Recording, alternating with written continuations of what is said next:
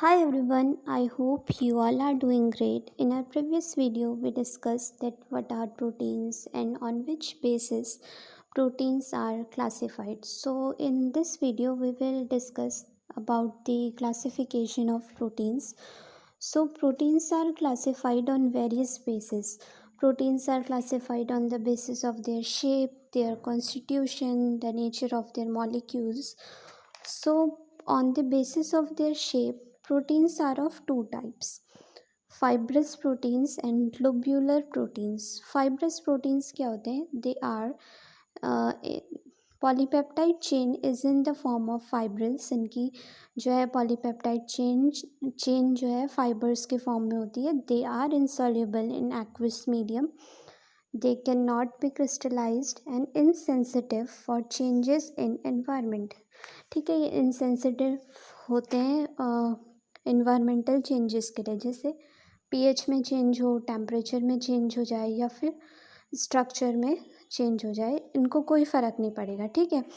और globular proteins क्या होते हैं? Polypeptide chains is in globular form.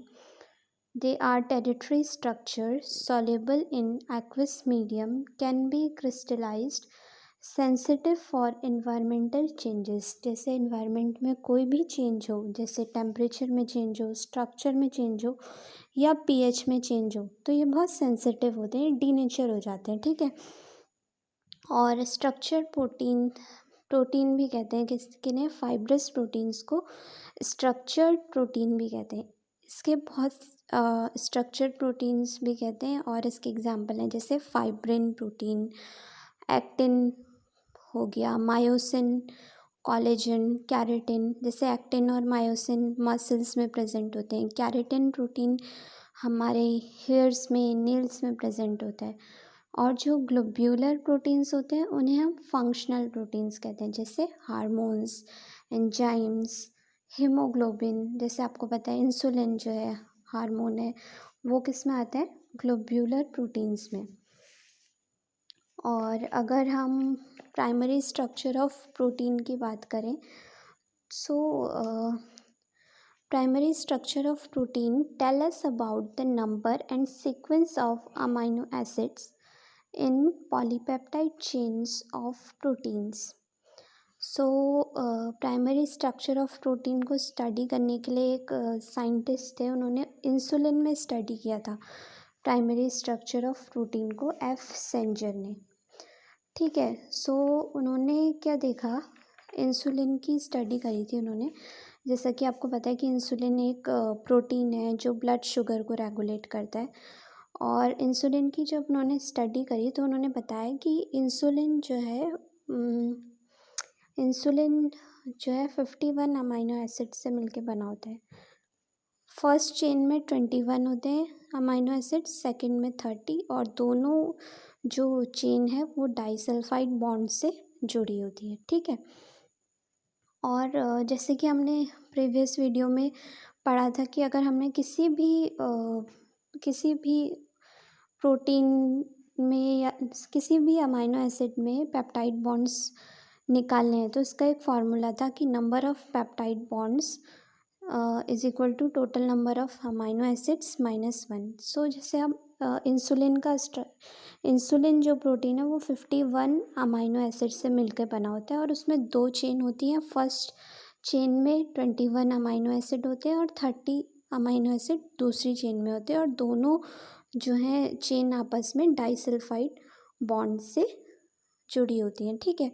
So first chain में 21 अमाइनो एसिड है, तो हम क्या करेंगे? नंबर ऑफ पेप्टाइड बॉन्ड्स निकालने के लिए 21 में से 1 माइनस करेंगे 20, और दूसरी चेन में जैसे 30 अमाइनो एसिड है उससे 1 माइनस करेंगे तो आएगा 29. So total number of peptide bond हो जाएंगे इंसुलिन में 49. ओके, 20 + 29 49.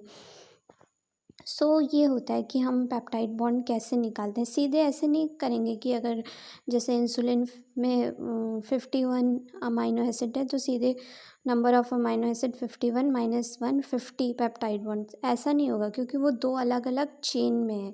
एक चेन में 21 अमाइनो एसिड है और दूसरी चेन में 30 अमाइनो एसिड. तो ये था इंसुलिन के बारे में। इंसुलिन में कैसे अरेंजमेंट होता है, ये प्राइमरी स्ट्रक्चर के बारे में था अमाइनो एसिड्स के। इंसुलिन किस टाइप का प्रोटीन है, ग्लोब्यूलर प्रोटीन्स।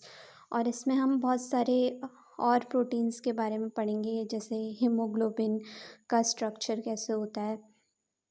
ठीक है, प्राइमरी स्ट्रक्चर बेसिकली फंक्शन के लिए होता है।